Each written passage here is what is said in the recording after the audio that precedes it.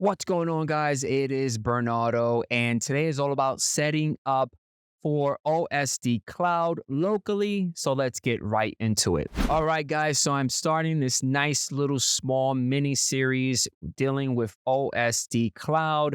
And today is all about part one. We're going to set it up locally. Now, the first thing that we need to do is install Windows ADK and Windows PE, as well as MDT. Now, I'm not going to go over all that stuff, but I'm going to show you what I have within my environment. Now, the Windows ADK and the Windows PE that I have right now currently installed within my MDT server is this. I am using 10.1.22.621. That is the version that I am currently running. Now, you are able to use Dart within OSDCloud, and I'm going to show you guys how to install it. Now, I'm doing everything within my MDT server. So I open up the File Explorer and I mounted the Microsoft Desktop Optimization Pack image.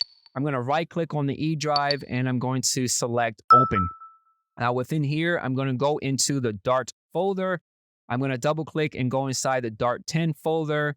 We're going to go into the installers folder. Pick your language. For me, I went into the ENUS folder and I double clicked and went inside the 64-bit folder. And I'm going to right click on that MSI and I'm going to click on install. Now, off the bat, it does not like the version of the Windows PE that I have installed into the machine. And I think I'm running somewhat the latest version of it. It just doesn't like that version. If you continue, which we will do, you won't have the option to do the recovery image. And that's required for the OSDCloud. And in a later on video, I'm going to show you guys how to get Dart 10 installed properly. So don't worry about that.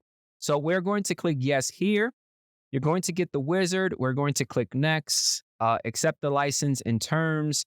I'm going to check off I don't want to use the Microsoft update and then click on next.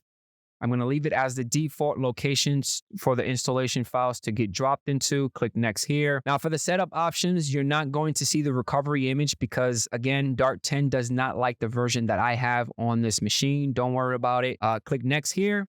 We're going to click install. We're going to get the user account control. So we're going to select yes and just let it install and you're done. Click on finish. Now, OSDCloud deals with PowerShell. So on the desktop of my MDT server, I'm going to click on Start. I'm going to locate the Windows PowerShell ISE icon. I'm going to right click on it. I'm going to go to More and I'm going to select Run as an Administrator.